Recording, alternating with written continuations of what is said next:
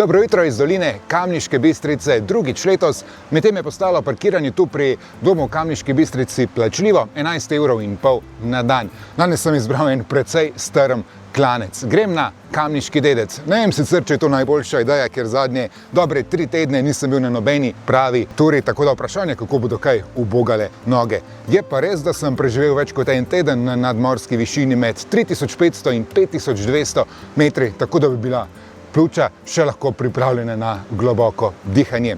Bil sem na road tripu po Tibetu in imel res neverjetne razglede. Z tega potovanja pripravljam 3 krajše videe, tako da še naprej spremljajte moj kanal, naročite se nanj, vas nič ne stane, da ne zamudite tudi tistih videov. Torej danes proti Decu, prvi del poti je enak, kot če bi šel na Kamniško sedlo.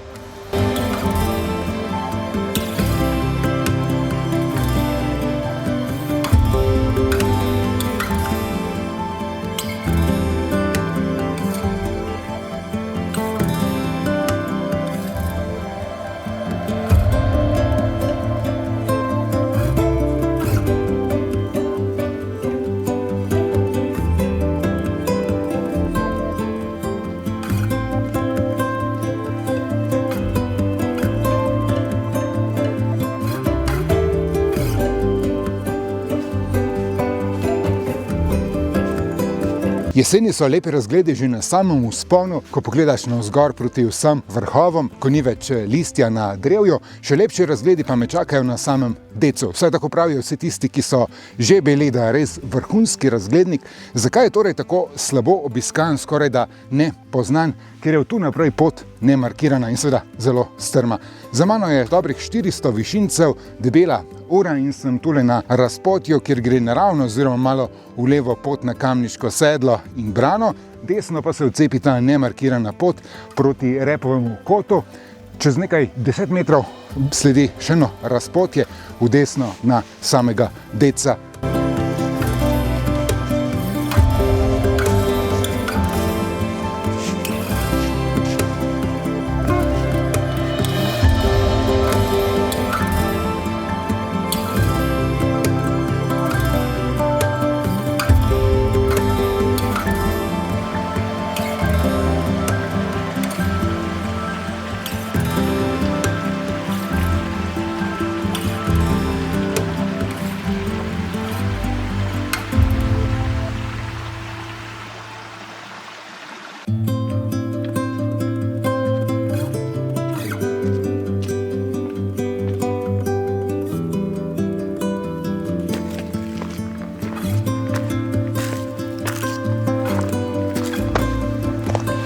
Tole je lovska koča pod Kamniškim Decem, kjer se nam prvič odpre izvrsten pogled na Kamniško sedlo, brano na levi ter planjavo na desni.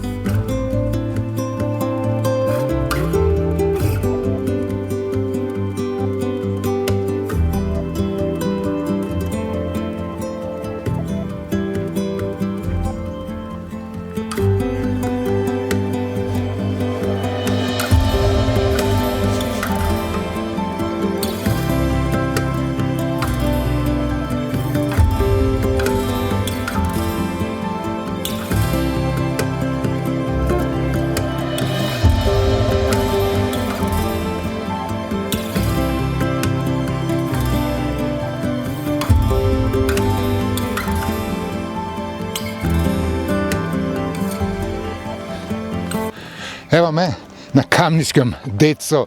Takoj za lovska koča se strmina zares postavi po konci in ne popušča kakšnih 40 minut do Črnega vrha. Tam se pot malo položi, ampak sledi še ciljni finiš, ciljni vzpon, kjer se na 2 krajših mestih treba pomagati tudi z rokami malo poplezati, ampak gre. Tako da od lovske koče do vrha približno ura, vse skupaj pa 2,5 ure s kratkimi postanki. Naredil sem skoraj 5 km in nekaj manj kot 1000 višincev. Na sestopu bo zaradi strmine in nekaj listja treba biti posebej previden. Ampak ne še zdaj bom vsaj pol ure ali pa še kaj več užival tule na soncu. Res krasen, topel jesenski dan je in pa vrhunski razgledi, tako kot vsi pravijo, da tu so kot na dlani je tole Kamniško sedlo, levo brana, desno planjava. Na brani sem letos bil, končno.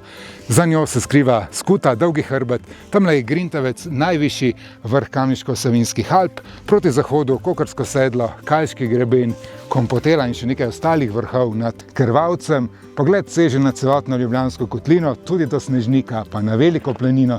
Tamle sta Rezenik ter Konj, za mano Lučki dedec, Dleskoška planota. Tako da za tale vzpon se je res vredno potruditi.